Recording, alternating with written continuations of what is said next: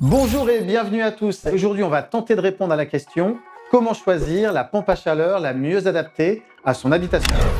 Alors pour y répondre, 3 configurations différentes. La première, c'est la pompe à chaleur RO.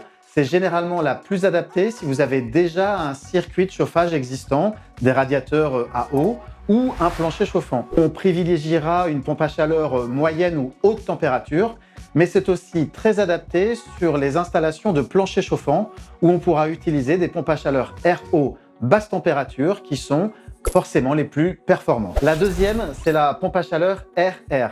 C'est le choix de prédilection pour les habitations qui ne sont pas équipées de chauffage central. On va aller chercher les calories dans l'air extérieur pour les distribuer directement dans l'air de l'habitation. 2 solutions. La première, le système gainable qui consiste à installer un réseau de gaines qui va distribuer l'air chaud dans toutes les pièces de l'habitation. La deuxième, qu'on appelle monosplit ou multisplit, on va installer des unités intérieures qui vont pouvoir distribuer la chaleur exactement là où on le souhaite. Les gros avantages de l'installation RR, c'est que c'est plus rapide, plus précis.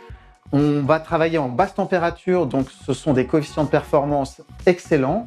Et le petit plus, c'est que l'été, ça nous permet de bénéficier de la climatisation. La troisième configuration, là on va parler des pompes à chaleur géothermiques ou des pompes à chaleur OO. Dans les deux cas, on va aller chercher les calories dans la terre, c'est-à-dire qu'en pompe à chaleur géothermique à base d'un serpentin qu'on va installer dans votre jardin ou bien d'un forage qui va être fait en profondeur.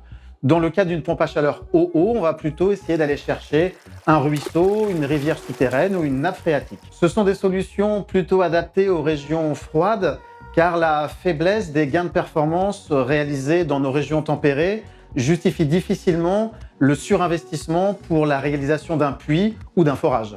Maintenant que vous avez compris les grandes lignes entre les différents systèmes de pompe à chaleur, j'espère que vous vous sentez mieux préparé pour en parler avec un professionnel. Je suis Franck Tardiva. Si vous avez des questions, n'hésitez pas à les laisser dans les commentaires ou nous envoyer directement un email. Vous pouvez vous abonner à la chaîne, mettre un pouce bleu, partager les vidéos, ça fera plaisir à l'équipe. Et moi, je vous dis à très bientôt dans une prochaine vidéo.